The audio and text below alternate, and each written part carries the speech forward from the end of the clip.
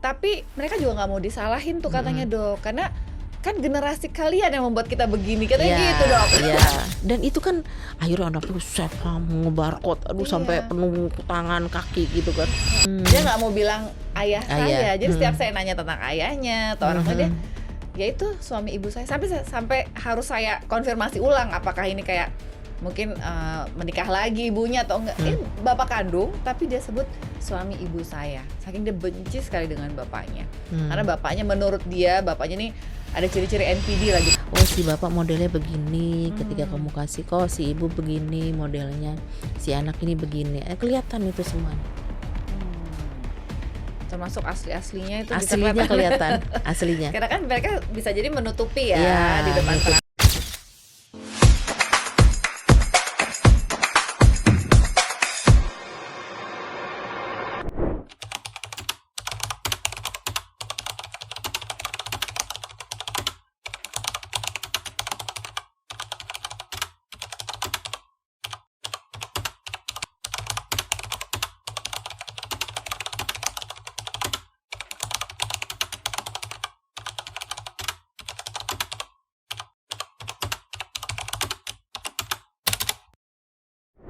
Akhir-akhir ini banyak kita temui kasus anak remaja bermasalah secara kesehatan mental ya. Tapi jangan-jangan ini dampak dari kedua orang tuanya yang berkonflik atau punya isu yang tidak terselesaikan di rumah, dampaknya ke anak. Aduh, bener nggak sih kayak gitu? Yuk kita ngobrol bareng sama hype guest kali ini yaitu Dr. Suzy Yusnadewi. Halo Dr. Suzy. Halo juga Dr. Vivi. Thank you ya dok, hadir lagi nih di Hype Talk the Podcast. Alhamdulillah. Alhamdulillah. Karena sekarang isu kesehatan mental anak remaja memang ini ya, memang marak banget. Jadi perhatian banyak pihak dan memang kasusnya memang banyak ya dok ya. Iya, Emang banyak bener ya, banget banyak iya. banget ya. Nah tapi Gen yang Z ya, Gen Z, Gen Alpha sekarang. Gen Z, Gen Alpha Iya, ya. Ini kayaknya unik banget mereka Iya. karakternya ya. Tapi mereka juga nggak mau disalahin tuh katanya dok, karena kan generasi kalian yang membuat kita begini, katanya Iya, gitu dok. iya, betul juga sih. Bener juga ya. Iya. Nah, sebetulnya seberapa ini sih dok berdampaknya seorang anak ya, terdampaknya seorang anak dari relasi orang tua? Ya, kebanyakan mereka datang diantar orang tua karena masalah anaknya kan, karena masalah si remaja ini ya. Iya. Tapi sebenarnya masalah utamanya bukan dari mereka. Masalah utamanya sebenarnya dari konflik pasangan. Konflik pasangan. Dan itu yang tidak disadari. Jadi seolah-olah orang tua tuh datang berdua, kayaknya pengen supaya anaknya itu sembuh lah ibaratnya gitu, supaya anaknya itu benar betul lah, karena kan mereka merasa dia perilakunya dalam tanda kutip bermasalah ya. Ada yang depresi, ada yang sekarang tuh ibaratnya self harm atau ngebarcode kayak gitu. Ya, Itu kan yang membuat orang tua tuh ibaratnya orang tua juga merasa kenapa anaknya begini, jadi tertekan lah ibaratnya gitu kan, anaknya kenapa jadi bisa begini gitu ya. Nah ternyata konfliknya adalah dari hubungan dari si ayah dan si ibu itu sendiri yang tidak disadari gitu. Mereka nggak menyadari itu ternyata jadi salah satu faktor ya, yang membuat anaknya mungkin depresi dan sampai bahkan ada yang punya pikiran-pikiran mengakhiri hidup ya dok? Ya banyak yang banyak begitu, ya, kayak gitu ya. Jadi ibaratnya sebenarnya konflik keluarganya itu juga konflik marital ya. Sebenarnya konflik couple, konflik pasangan. Konflik pasangan yang berdampak pada hubungan dengan si anak ini.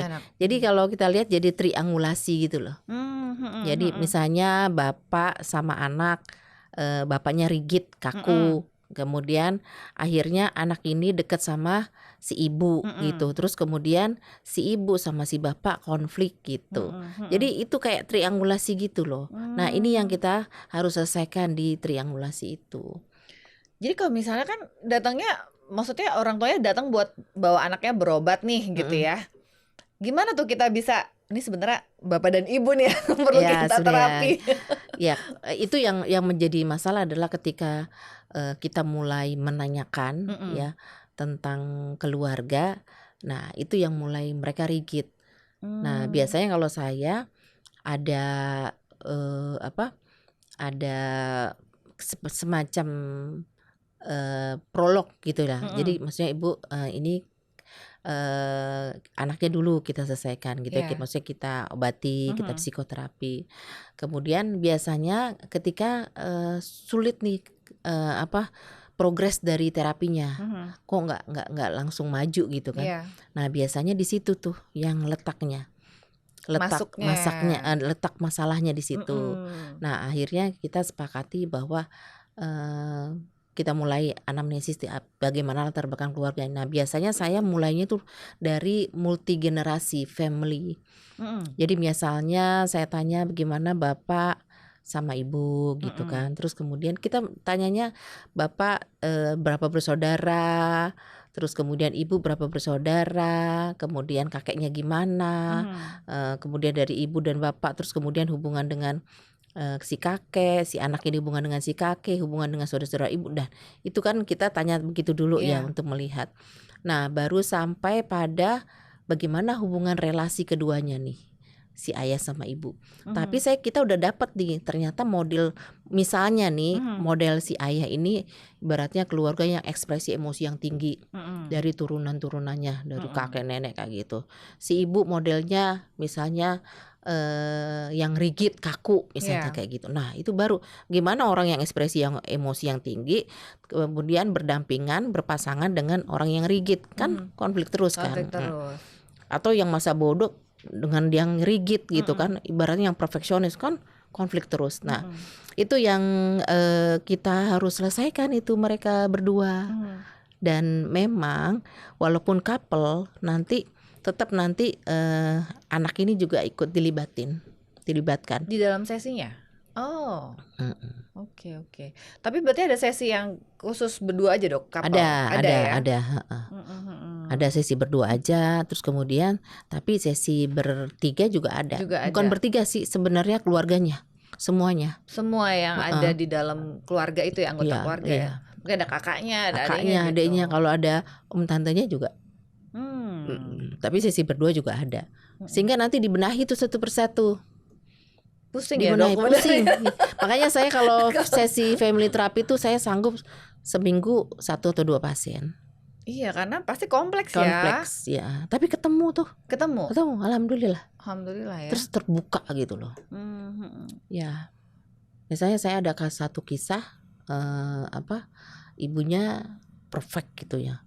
Bapaknya ya kalau dibilang dablek gitu. Anaknya bilang dablek gitu. Nah ternyata itu konfliknya di situ. Konfliknya di situ ternyata. Terus kemudian nenek dari si ibu nih banyak intervensi dengan anaknya gitu kan. Ada lagi tuh masalah lagi yang di luar itu. Nah itu yang akhirnya diselesaikan.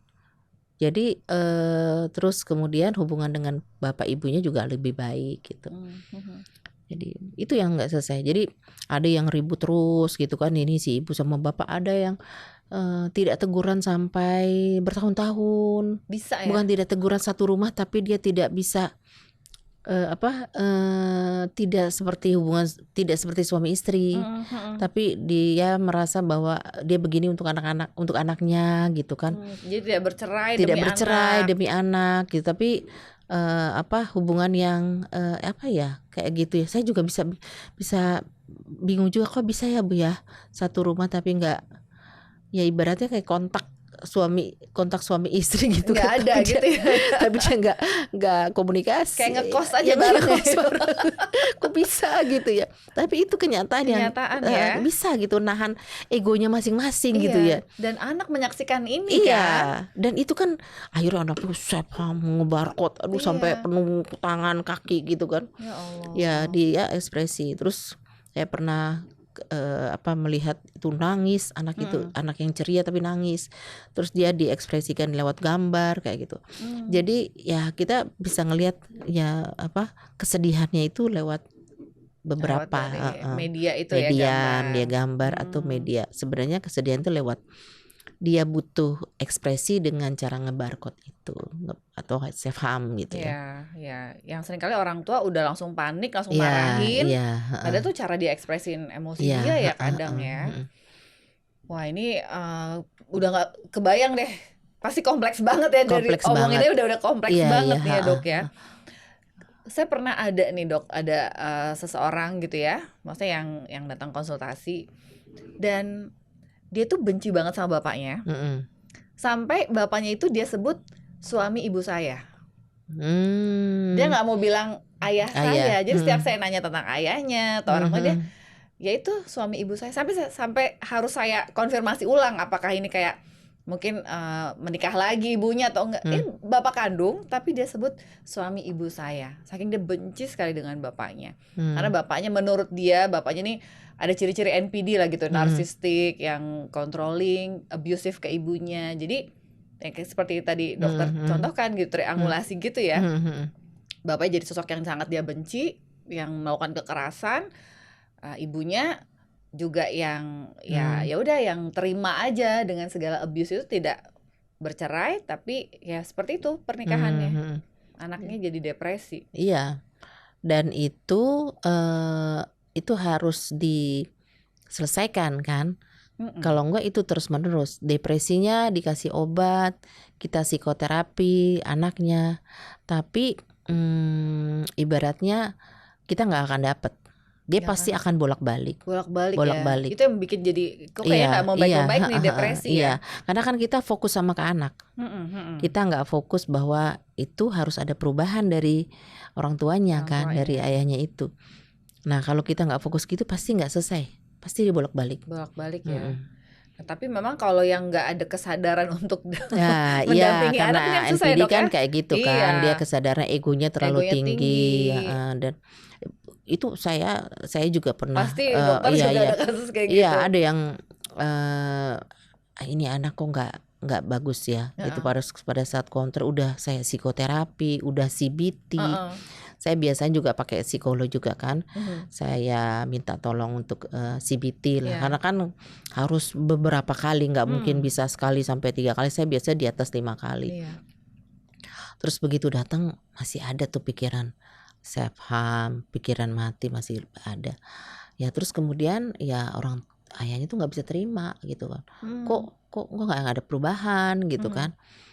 Nah akhirnya kelihatan tuh satu saat bahwa memang yang masalah ayah, tapi dia memang nggak mau nggak mau di evaluasi juga nggak mau kali ya, apalagi di terapi. Nah itu susah.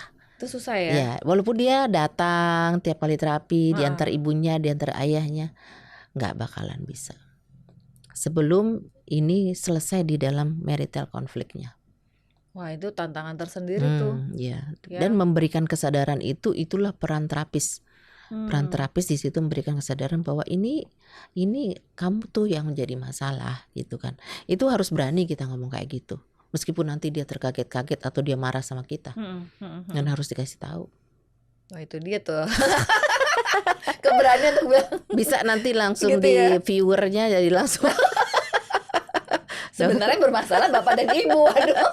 Iya kan? Iya kan, berat kita ngomong berat kan. Ya, iya. Betul. Walaupun di dalam hati ini udah pengen mengucapkan ya bahwa anak Anda ini menderita.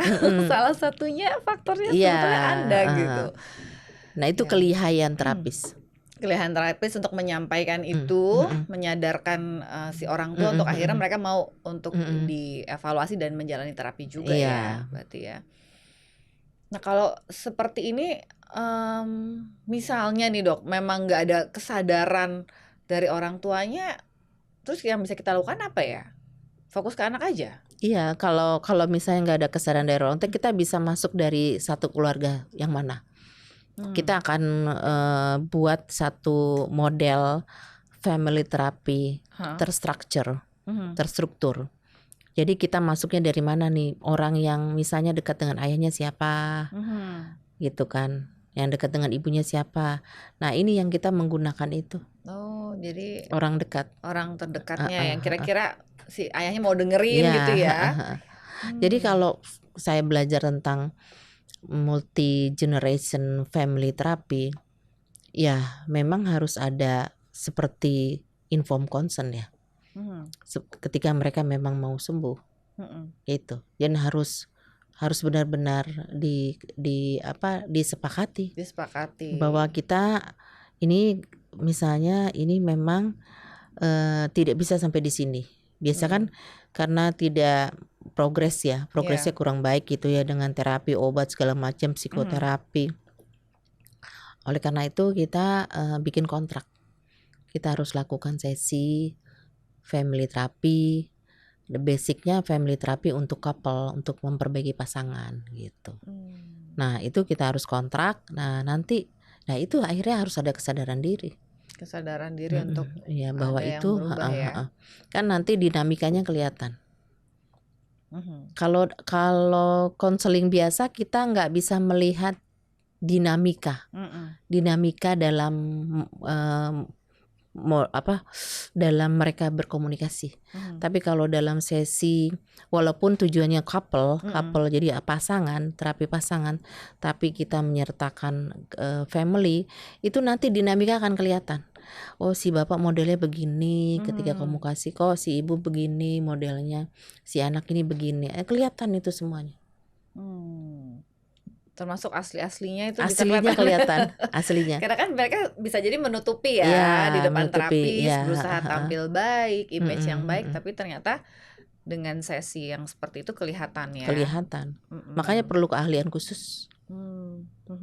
Iya, jadi saya juga belajar banyak sih sebenarnya untuk bisa itu ya dok ya, jadi terapis yang memang bisa menghandle dan memberikan family terapi tadi ya, couple terapi, family terapi ya. Ada nggak dok yang akhirnya maksudnya awal-awal mau terus di tengah jalan udah gitu akhirnya nggak mau lanjut lagi? Ada ya? Ada. Yang memang yang NPD kayak gitu. Kayak gitu rata-rata ya. Gitu. Yang pride-nya, egonya kan? Pride-nya, egonya kuat banget. Kuat banget ya. Ya udahlah katanya. Tapi dia ada satu titik yang dia bilang pokoknya nggak apa-apa sekarang. Ada yang sudah bercerai gitu kan. Tapi hubungan antara istri dengan mantan istri dengan ibaratnya dengan keduanya jelek gitu jadinya. Jadi anaknya nggak boleh ke bapaknya, kan ke ibunya kayak gitu-gitu kan. Tapi setelah itu mereka akhirnya ayahnya tuh boleh mengizinkan anaknya untuk tinggal sama ibunya, terserah. Nah, tapi dia nggak mau datang lagi bersama-sama gitu. Tapi udah kelihatan benang merahnya. Kita sudah memberikan pertahanan kepada anaknya. Kalau ayahnya begini ya memang harus terima, ibunya begini harus terima kayak gitu. Tapi melihat sisi baik ayahnya gitu kan, dia mau ada perubahan. Cuma dia memang nggak mau terus dihadapkan gitu. Ya. Tapi ya ada kemajuan sedikit itu ya memang kalau yang NPD nggak kadang agak sulitnya di situ sih saya. Ya buat egonya yang terlalu besar ya, mengorbankan anak gitu ya. Dia mengorbankan anak, mengorbankan semuanya demi ngapain gue ketahuan gitu kan, ketahuan aslinya gitu. Itu salah sih sebenarnya. Iya. Karena kan ya kalau kita punya value, punya nilai bahwa keluarga itu berharga, berarti dia pasti mau nurunin ego mestinya ya dok ya. Orang tua yang baik tuh kayak gitu gitu ya. Ini complicated banget memang kalau berhadapan dengan isu pasangan yang mana ternyata entah si ayah si ibu atau dua-duanya punya masalah mental juga masalah ya. mental. Apalagi kalau gangguan kepribadian. Nah itu sebenarnya kalau memang GK ya, gangguan kepribadian memang sulit di terapi gitu kan. Tapi kalau dia kita ya kasih tahu lagi bahwa ini demi anak, ya harus berubah gitu kan. Biasanya sih ada yang bisa terima. Ada yang bisa terima. Kalau memang kan ada yang memang anak tuh segala-galanya bagi dia gitu kan. Nah itu biasanya ada yang bisa begitu. Akhirnya mau terbuka ya, dapat hidayah ya dok. Terbuka hatinya. Iya. Bisa aja, jadi bukannya nggak mungkin sebetulnya ya. Walaupun ya sangat menantang pasti kalau orang tuanya. Makanya sebenarnya dalam sesi family terapi itu ya couple terapi yang didasari family gitu kan. Kita sebagai terapis itu terlibat, info banget dengan si pasien dan keluarganya.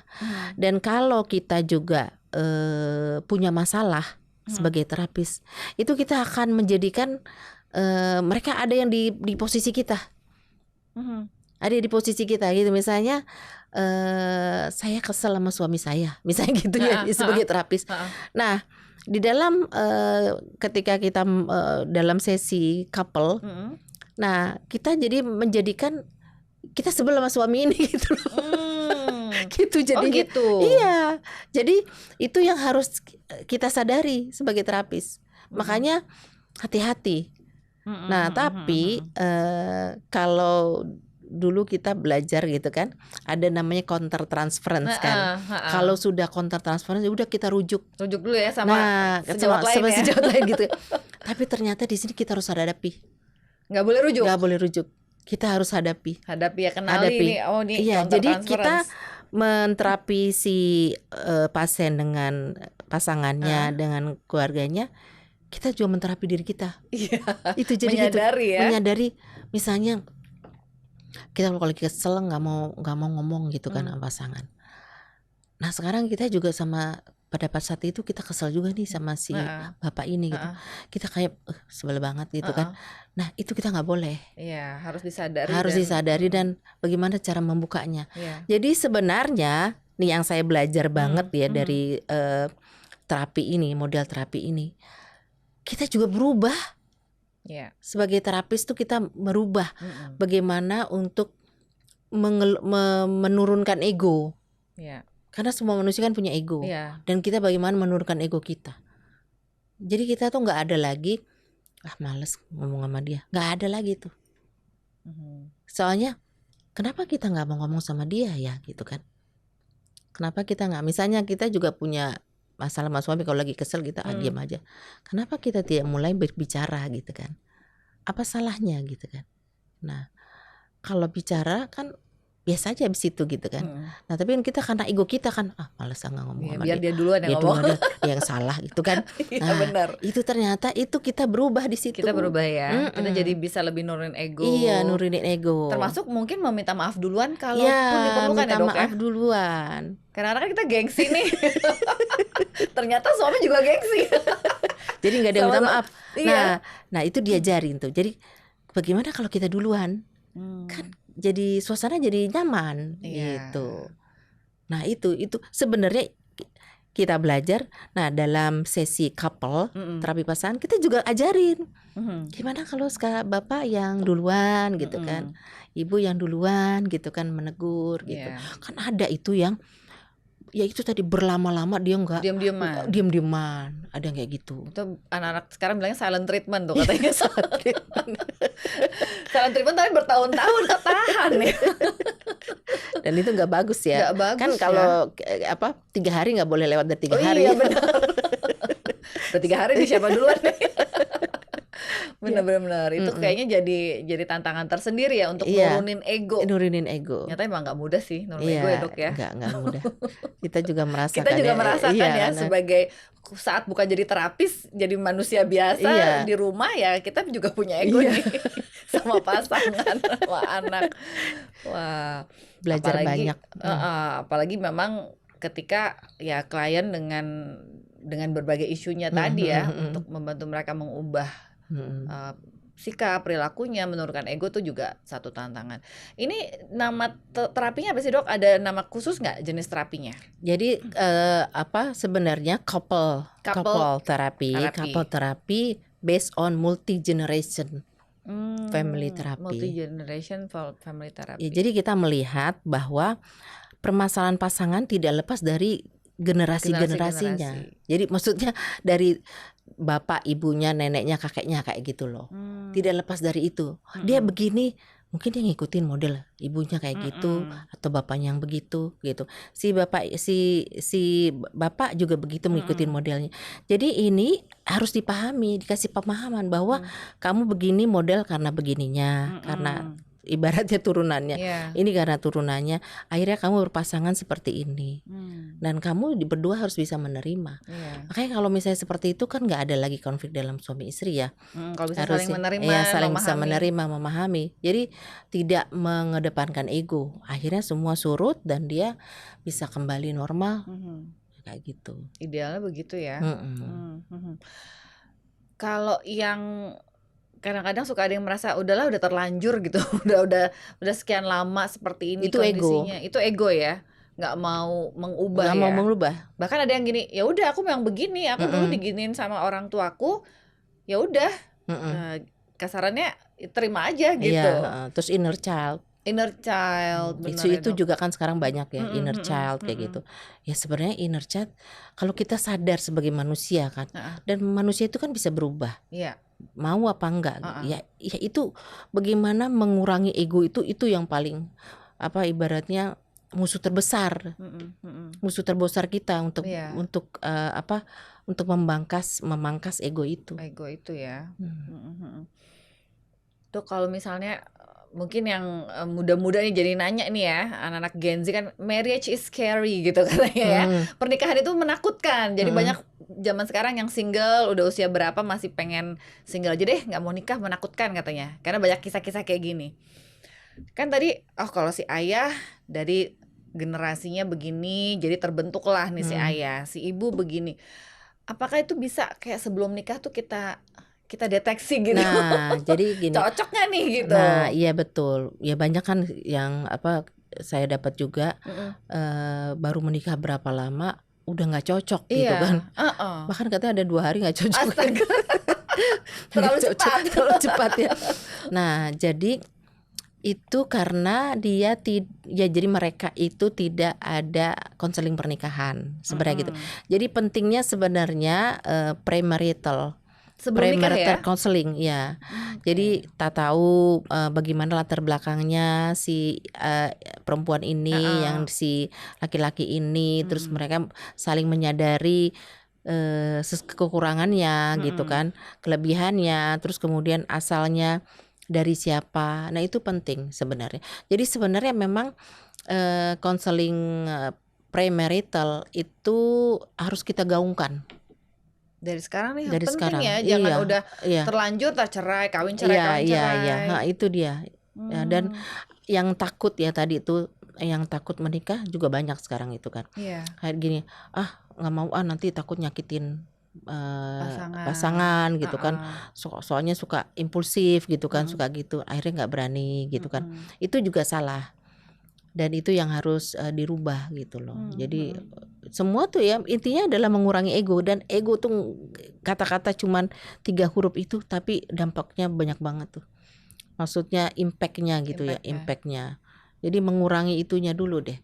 Ya, itu yang memang mungkin akan perlu dibantu dengan proses terapi tadi ya, Dok ya. Karena mengubahnya tanpa kesadaran, nggak menyadari bahwa itu adalah ego dan nggak ada kemauan untuk mengubah ya akan tetap seperti itu jadinya. Makanya jangan ada kata-kata jalanin aja.